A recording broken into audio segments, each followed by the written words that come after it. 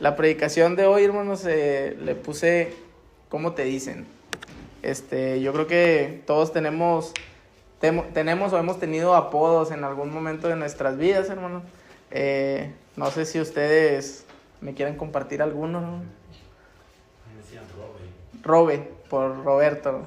Sí. Bien, a ver, ¿quién más, hermano? Muchos de los apodos son referentes también a cosas que hemos hecho, o como cosas que nos han pasado, o también a aspectos físicos, ¿verdad?, de nosotros. Muchas veces se aplican de esa forma, o por alguna característica en especial que tenemos.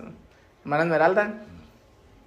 Me decían, bueno, me siguen diciendo, pero ya no soy la flaca. La flaca. Por ejemplo, esa es una característica física, ¿verdad?, que tiene. ¿Quién más, hermano? Le decían el Woody. El Woody, por vaquero. Me gustan mucho las botas vaqueras. El Woody. Estaba joven. Cuando estaba joven. Más joven. Pero dije que cada quien dijera el suyo, no se trataba de hacer bullying. Por ejemplo, a mí en mi caso, ¿no?, yo he tenido chorromil apodos, ¿no? Me han dicho, en alguna ocasión me decían moco, ¿no?, en un tiempo que me decían moco por salado. Otro tiempo, cuando estaba en la secundaria, me decían palmita porque usaba el pelo así como del libro abierto y se me hacía como una palmita aquí arriba. Y pues muchos apodos, ¿va? Me decían el peje por el gallito que se me hace acá atrás. Muchos apodos, va, por situaciones de ese tipo, hermanos. ¿Alguien más? En la escuela me decían colibrí. ¿Colibrí? ¿Por qué? Que porque corría muy recio. Según ellos me decían. Muy bien. Sí, ¿Usted, yo hermano? también he tenido pues varios apodos ya. Cuando estaba en Reynosa, acá hay una colonia que se llama La Juárez y tenía el pelo medio coloradito, ya medio güero, y me decían el gringo de La Juárez. y ahora últimamente pues tengo el apodo del Cajito. ¿Por qué, hermano? Y ese es el apodo que me hizo uno de mis cuñados y mi hermana también me lo hizo. Ok. Pero podemos saber por qué o no. Podemos saber por qué o no. Yo no sé realmente por qué me pondrían ese apodo. Bueno, vamos a dejarlo así. Pero el gringo de La Juárez era por el pelo. Muy bien, ¿no? Entonces, bueno, generalmente tenemos apodos. Hay algunos apodos también.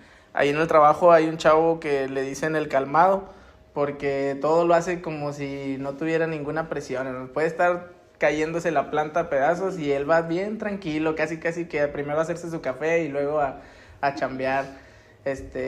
Y así hay apodos también por la forma a veces de como dice, a lo mejor esta Carla era muy acelerada, ¿no?, y por eso le decían la colibrí, ¿verdad? Como tienen el ¿cómo se dice? El pulso muy, muy acelerado. Pero bueno, el punto es, en la Biblia también vemos, algunas personas que se les conoce con algunos apodos por algunas situaciones. ¿Como quién, hermanos? ¿Quién se les ocurre? ¿Juan? ¿Quién era Juan? El discípulo amado, ¿verdad? Ese pudo ser solo el apodo, hermanos, pero... Juan el Bautista, porque bautizaba. ¿Quién más, hermano? Algunos no eran apodos tal cual, como que les dijeran así, pero sí eran o sobrenombres o eran a lo mejor una palabra que se usaba para referirse a ellos. El amigo de Dios. Abraham era conocido como el amigo de Dios. ¿Quién más, hermano? El hijo amado. ¿Quién era ese? Jacob. El hijo amado de José. De hecho era el hijo de... El hijo amado de Jacob. José, por ejemplo, tiene otro nombre, hermanos, que hasta sale en la película. José el soñador.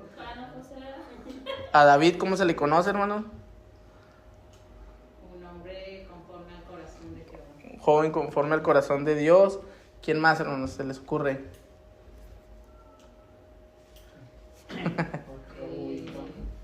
Los hermanos del trueno. ¿Quién más? Los hijos de Dios. Perdón, los hijos del trueno. ¿Quién más? El pescador. El pescador. José el carpintero. ¿Quién más? Bueno, así como esos hay muchos, hermanos. Pero yo traigo aquí algunos que anoté aquí. Y con algunas características especiales, hermanos. Primero vamos a hablar de 2 personas. Estas 2 personas son Ruth y Rahab. A Ruth, ¿cómo se decía? Siempre que se hablaba de Ruth, se decía Ruth.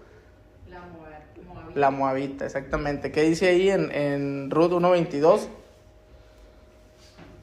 Así volvió Noemí y Ruth la Moabita, su nuera, con ella. Volvió de los campos de Moab y llegaron a Belén al comienzo de la siega de la cebada.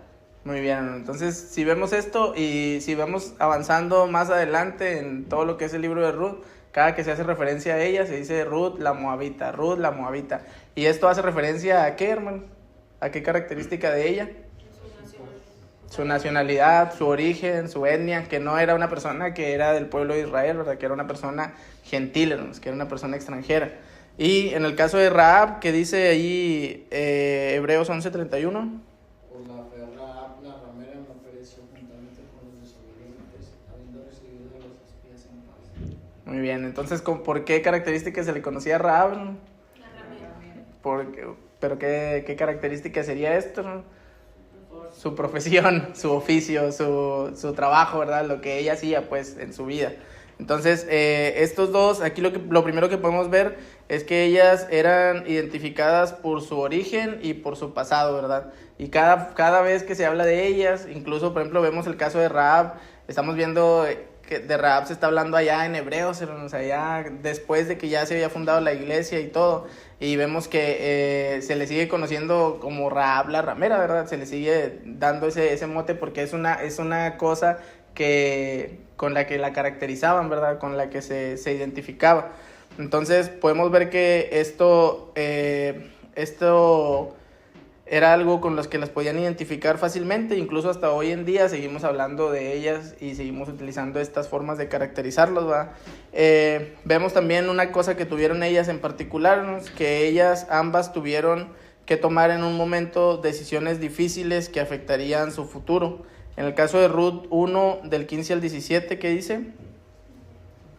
Y Noemí dijo: He aquí tu cuñada se ha vuelto a su pueblo y a sus dioses, vuélvete tú tras ella.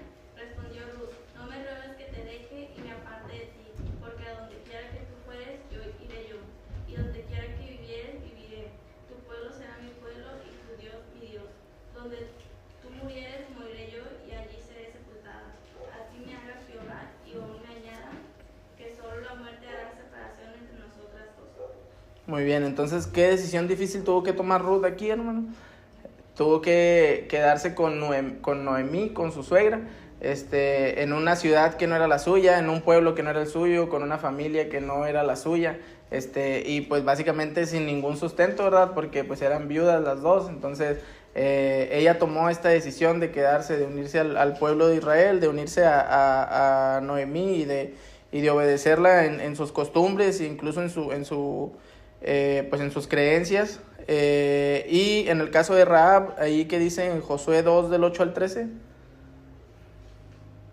Antes que ellos se durmiesen, ella subió al terrado y les dijo: Sé que Jehová os ha dado esta tierra, porque el temor de vosotros ha caído sobre nosotros, y todos los moradores del país ya han desmayado por causa de vosotros, porque hemos oído que Jehová hizo sacar las aguas del Mar Rojo delante de vosotros cuando salisteis de Egipto, y lo que habéis hecho a los 2 reyes de los amorreos que estaban al otro lado del Jordán, a Sehón y a Og, a los cuales habéis destruido.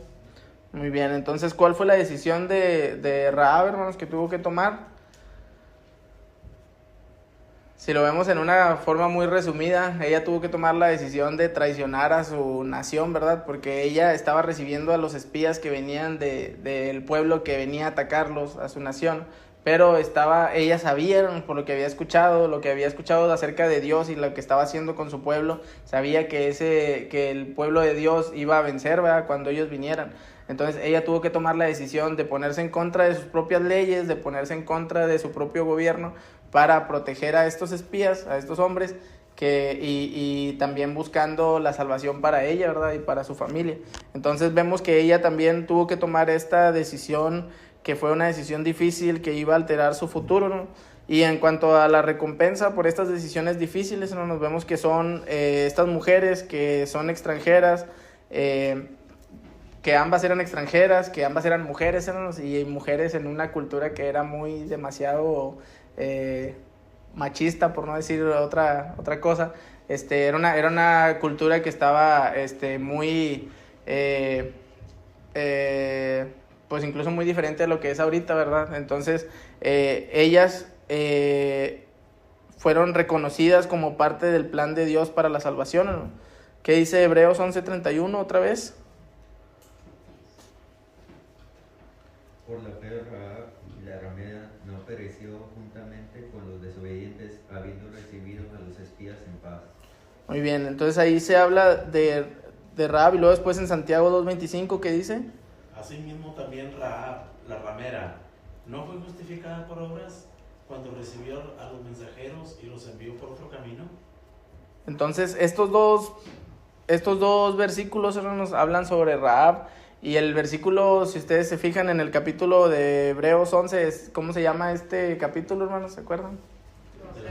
Los héroes de la fe, hermanos. Ese capítulo habla de grandes hombres, de grandes personalidades que estuvieron a través de toda la historia desde el origen de Israel, y habla sobre todas estas personas, y aquí se incluye a Rahab, ¿verdad? ¿Por qué? Porque su fe fue tan grande que llegó a tener este reconocimiento, incluso también en el libro de Santiago, que es un libro que estuvimos estudiando, hermanos, y que se acuerdan que el estudio trataba mucho sobre la fe demostrada, ¿verdad? La fe puesta en acción, la fe, cómo se debería de ver la fe, hermanos, a través de las obras, ¿verdad? Y en estos versículos también se ejemplifica a Rahab en ese sentido, ¿verdad? Porque Rahab no simplemente creyó, no simplemente tuvo fe, sino que puso esa fe en acción, primero al cuidar a estos hombres, después al esconderlos, después al pedir por su familia, pedir por la salvación de ella,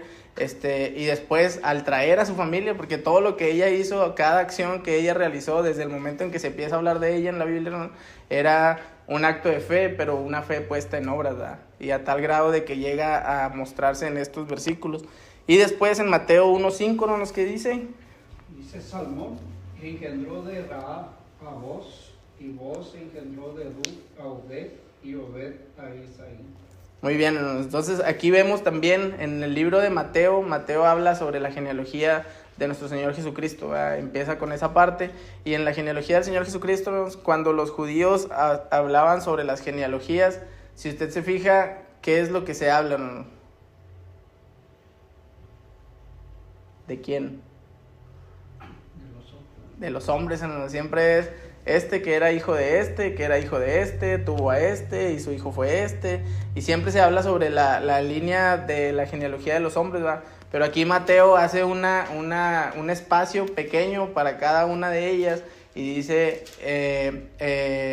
en esta genealogía, en este plan que tenía Dios para el nacimiento del Mesías, estaban incluidas estas dos personas, Rahab y Ruth, ¿no? ¿Y qué tenían en común? Que ambas eran mujeres, que ambas eran extranjeras, y que ambas fueron mujeres de fe, ¿verdad? A pesar de lo que se conocía de ellas, a pesar de cómo las conocíamos, ¿verdad? Entonces, ¿qué es el punto que quería compartir aquí? Primer punto es que lo que fuimos no es lo que somos ni lo que podemos llegar a ser, ¿no? Entonces, muchas de las veces a nosotros se nos puede conocer de alguna forma, se nos puede tener identificados de cierta forma porque hemos hecho algunas cosas en el pasado, ¿verdad? Porque hay gente que nos conoce, hay gente que sabe lo que hemos hecho, y a lo mejor nos pueden tener identificados de cierta forma, pero eso no es un impedimento para lo que Dios puede hacer con nosotros en nuestras vidas, ¿no? Y nosotros no lo deberíamos de ver como un impedimento para lo que podemos hacer en nuestras vidas, ¿verdad? Y era un poquito de lo que hablábamos la vez pasada también con respecto a Pablo, ¿verdad? Pablo tenía su reputación, pero eso no le fue impedimento a él para llegar a hacer todo lo que pudo hacer, ¿verdad? Entonces, simple y sencillamente, en 2 Corintios 5:17, ¿qué es lo que dice, hermano? De modo que si alguno está en Cristo, Muy bien, hermanos. Entonces, todo lo que ya fuimos no es lo que somos ni lo que podemos llegar a ser, hermanos. Entonces, Carla, no sé si vayas a llegar a ser una atleta en el futuro, pero tal vez ya no. Pero, hermano, ya no es el gringo de la Juárez. Pero bueno, en el sentido positivo también se puede.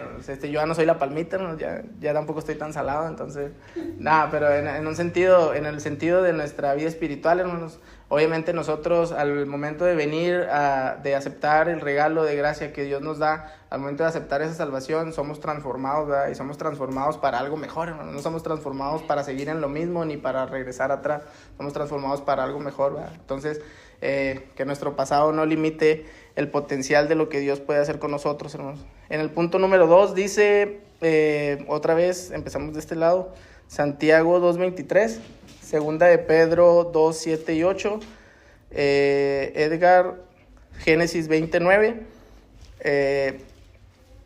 Julie, Génesis 13, del 10 al 13,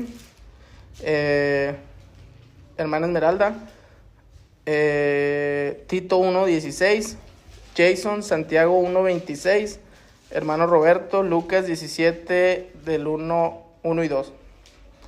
Entonces, en el segundo punto, hermano, vamos a hablar de otras dos personas que también que también se les conoce por un adjetivo, por un apodo, ¿no? Y el primero es Abraham. ¿Y cómo se le conocía a Abraham? Y se cumplió la escritura que dice, Abraham creyó a Dios y le fue contado por justicia y fue llamado amigo de Dios. Y fue llamado amigo de Dios. Muy bien. Entonces, a Abraham, ¿por qué creyó en Dios, hermanos? ¿Qué fue lo que le dijo Dios? Sí, pero primero Abraham estaba en la tierra de Ur y Dios le dice, sal de tu tierra y de tu parentela, y le dice que va a ser una nación de él y todo esto, ¿verdad? Entonces él creyó y gracias a esto viene todo lo que después fue el pueblo de Israel y después todo el plan de Dios para que de ahí, de su descendencia, viniera el Mesías, ¿verdad? Entonces, él creyó, le fue contado por justicia y fue conocido como amigo de Dios, ¿verdad? Y no es el único versículo, también en Isaías se incluye un versículo que dice que es considerado el amigo de Dios, ¿verdad? Y en el otro caso tenemos a Lot. ¿Qué dice el otro versículo? ¿Es el 7 nomás? Sí. Y libró al justo Lot, abrumado por la nefanda conducta de los malvados. Muy bien, entonces, ¿qué dice ahí? ¿Cómo se le nombra a Lot? El justo Lot. Muy bien, hermanos. Entonces, aquí en ellos dos, hermanos, vemos que dice aquí que nuestra salvación, hermanos, ellos dos, al final de cuentas, Lot se le llama el justo, hermanos, pero como nosotros tenemos el concepto de Lot, hermano. Hasta ahorita, ¿qué es lo que prevalece? Cuando usted piensa en Lot, ¿qué piensa de Lot, hermano? Homosexual, puede ser. ¿Qué más? Pues si no era, por lo menos ahí se juntaba con ellos, ¿verdad? Le decía hermanos a la menor. ¿Qué más? Pecado. Pecador, ¿qué más? Era ambicioso. Ambicioso, se dice que se puso ahí, ¿verdad? Y vio la llanura y dijo, no, hombre, aquí mero, de aquí soy. Entonces, nosotros eso es lo que tenemos, pero incluso en la Biblia, hermanos, en Pedro, ¿qué es lo que está diciendo ahí, hermanos? El justo Lot. Y luego todavía sigue diciendo en el que sigue. ¿Cuál era leíste el 7, verdad? Sí. ¿Y el 8? Porque este justo que moraba entre ellos afligía cada día su alma justa, viendo y oyendo los hechos inicuos de ellos. Entonces aquí se menciona que él era justo, ¿verdad? Y que incluso aunque estaba ahí entre ellos, él era justo, ¿verdad? E incluso cuando Abraham intercede por Sodoma y Gomorra, él le pide pensando en los justos, ¿verdad? Que cómo va a castigar a los justos por los pecadores, y después de que no hay ni 10 justos ahí en Sodoma y Gomorra, incluso no lo castiga a Lot porque lo saca de ahí, ¿verdad? Lo saca junto con su familia. Entonces, ¿qué es lo que vemos aquí? Que Lot era una persona que estaba justificada, ¿no? Independientemente de lo que nosotros podamos pensar de él o de lo que podamos inferir por lo que estamos leyendo, él era una persona que era justo, ¿no? O sea, era justificado. Entonces, y en el caso de Abraham, por ejemplo, el caso de Abraham es un caso que es muchísimo más fácil de pensar cosas buenas de él, ¿verdad? Pero vemos ahí en el versículo que sigue, ¿quién era? 29, ¿verdad? Sí. Después llamó a Abimelech a Abraham y le dijo: ¿qué nos has hecho? ¿En qué pequé yo contra ti, que has atraído sobre mí, sobre mi reino, tan grande pecado? Lo que no debiste hacer, has hecho conmigo. Muy bien, hermanos. Aquí la vez pasada, si se acuerdan, estábamos estudiando sobre lo que hizo Abraham en Egipto, ¿no? ¿Se acuerdan qué hizo? Que le dijo al faraón, que le dijo a su esposa primero que dijera que era su hermana. Y va y hace todo esto y le dice el faraón: oye, pues, ¿por qué me hiciste esto, verdad? Yo ¿qué te hice? Entonces él se va, todavía Dios le cambia el nombre, hermanos, le pone Abraham. Todavía Dios le hace la promesa de un hijo y le dice que en él van a ser benditas todas las naciones de la tierra. Todo esto pasa en medio y luego después van con Abimelech, hermanos. ¿Y qué es lo que pasa? ¿Qué es lo que hace? Le vuelve a decir Le vuelve a decir es que me está viendo. Le vuelve a decir a su esposa que diga que es su hermana, que para que le vaya bien, para que no le hagan daño. Otra vez la misma historia la vuelve a repetir, hermano. Y ya él era una persona que ya había pasado por todo el mismo proceso con el caso de Faraón, ¿verdad? Entonces, ¿por qué lo vuelve a hacer, hermanos? Y vemos aquí el punto de esto, o lo que les quería poner aquí, hermanos, es que nuestro nombre, a pesar de ser un buen nombre, puede tener manchas, hermanos. Incluso nosotros podemos ser considerados buenas personas, podemos ser considerados justos, incluso nosotros se nos puede ver en la calle y decir: es que él es hermano, es que él es incluso nuestros vecinos pueden decir: pues es que ahí vive el hermano, ahí vive el cristiano, como le quieran poner, ¿verdad? O era muy bueno, como los adjetivos que te dicen cuando te mueres, ¿verdad? Puede haber personas a las que, por ejemplo, ahorita acaba de pasar hace poquito el fallecimiento del exalcalde Claudio Bres, ¿no? Y si ustedes se ponen a ver las noticias, la mayoría de la gente dice puras flores de Claudio Bres, ¿verdad? Pero ¿qué pasaba cuando él era alcalde? ¿Se acuerdan? Todo lo que se decía de él, todo lo que decían que estaba mal, todo lo que estaba, todo lo que le criticaban, pero ahorita pues se dicen puras cosas buenas de él, ¿verdad? Entonces hay gente que tiene un buen nombre, pero no porque tengan un buen nombre significa que no van a fallar, que no van a hacer cosas que no vayan conforme a lo que ellos son, ¿verdad?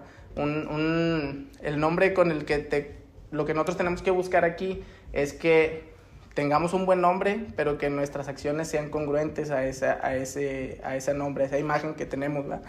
Entonces, ¿qué es lo que dice el otro versículo? Creo que me pasé el de Lot. Y alzó Lot sus ojos y vio toda la llanura del Jordán, que toda ella era de riego como el huerto de Jehová, como la tierra de Egipto en dirección a Zoar, antes que destruyese Jehová a Sodoma y a Gomorra. Entonces Lot recogió para sí toda la llanura del Jordán, y se fue Lot hacia el oriente, y se apartaron el uno del otro. Muy bien, entonces aquí, ¿ya era todo? ¿Nosotros no? Sí. ¿Falta uno? Sí. Ok, perdón. Abraham acampó en la tierra de Canaán, en tanto que Lot habitó en las ciudades de la llanura, y fue poniendo sus tiendas hasta Sodoma. Mas los hombres de Sodoma eran malos y pecadores contra Jehová en gran manera. Muy bien, entonces aquí vemos lo que estábamos hablando, qué fue lo que hizo Lot, qué fue lo que hizo Abraham, a pesar de que ellos ya eran hombres apartados, ¿verdad? A pesar de que Dios ya los había apartado a ellos para un propósito, por lo menos a Abraham, ¿verdad? Y después el otro versículo, el de Tito 1:16, ¿qué dice? Profesan conocer a Dios, pero con los hechos lo niegan, siendo abominables y rebeldes, reprobados en cuanto a toda buena obra. Santiago 1:26. Si alguno se cree religioso entre vosotros, y no refrenda su lengua, sino que engaña a su corazón, la religión de tal es vana. Muy bien, y Lucas 17, 1 y 2. Dijo Jesús a sus discípulos: imposible es que no vengan tropiezos mas ay de aquel por quien vienen. Mejor le fuera que se le atase al cuello una piedra de molino y se le arrojase al mar para hacer tropezar a uno de estos pequeñitos. Muy bien, entonces nosotros debemos de buscar y de cuidar el ser congruentes y no dañar con nuestro testimonio, ¿no? Porque esto es pecado, ¿verdad? Entonces, si nosotros ya somos justificados, ¿no? Si nosotros, la gente ya sabe que nosotros somos cristianos, la gente ya sabe que nosotros somos salvos, que hay algo diferente en nosotros, y nosotros seguimos manchando nuestro testimonio con este tipo de acciones, con este tipo de cosas, ¿no?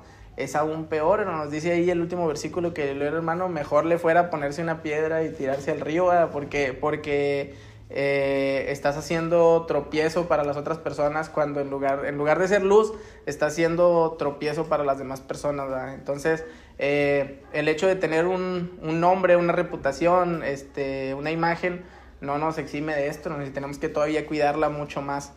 Y después, hermanos, vemos otros versículos. Hermano Álvaro, Primera de Samuel 16:7, hermana esposa Tito 3:5 y hermana Carla Mateo 23, 27 al 28. 23 del 27 al 28.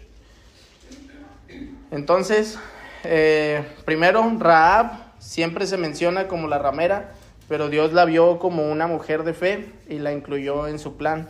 Ruth es vista como una mujer extranjera, pero Dios la vio como parte de su propósito. Lot fue visto como alguien que se acomodó en Sodoma, pero Dios lo rescató por su misericordia. Abraham fue visto como amigo de Dios, a pesar de que su vida requirió pasar por un proceso de madurez. Entonces, ahí no se trata solo de lo que las personas pueden ver o decir de nosotros, sino de lo que Dios ve, ¿verdad? Entonces, nosotros, ahorita les estaba hablando de ser congruentes con la imagen que tenemos o con la imagen que debemos de dar.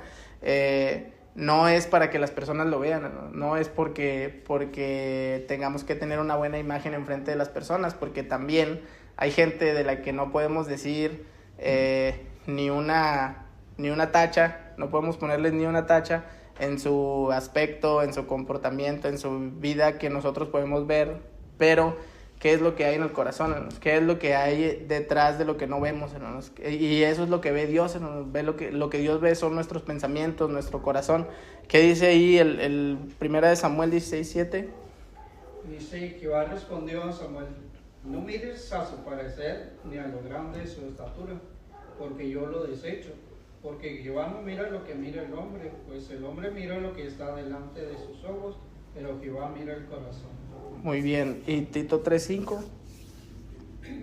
No nos salvó no por obras de justicia que nosotros hubiéramos hecho, sino por su misericordia, por el lavamiento de la regeneración y por la renovación en el Espíritu Santo. ¿Y Mateo 23? 27, 28. Sí. Ay de vosotros, escribas y fariseos, hipócritas, porque sois semejantes a sepulcros blanqueados, que por fuera a la verdad se muestran hermosos, mas por dentro están llenos de huesos de muertos y de toda inmundicia.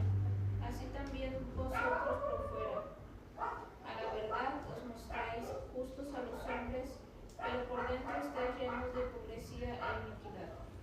Entonces, hermanos, ahí, ¿qué es lo que tenemos que cuidar, hermanos? El corazón, lo de adentro, hermanos. Nosotros tenemos que cuidar porque nosotros, lo que les quería comentar aquí era que nosotros nos podemos equivocar, hermanos, porque somos humanos y obviamente nos vamos a equivocar, ¿verdad?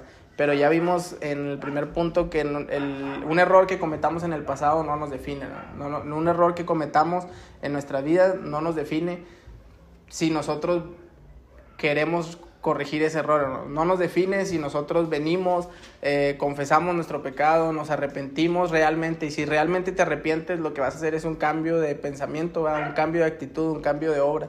Entonces, pero eso lo puede ver Dios, ¿verdad? Porque uno puede venir y mostrarse arrepentido, pero en el corazón, ¿qué es lo que está, verdad? ¿Realmente estás arrepentido por lo que hiciste? ¿Realmente quieres cambiar eso? ¿Realmente sientes pesar por eso?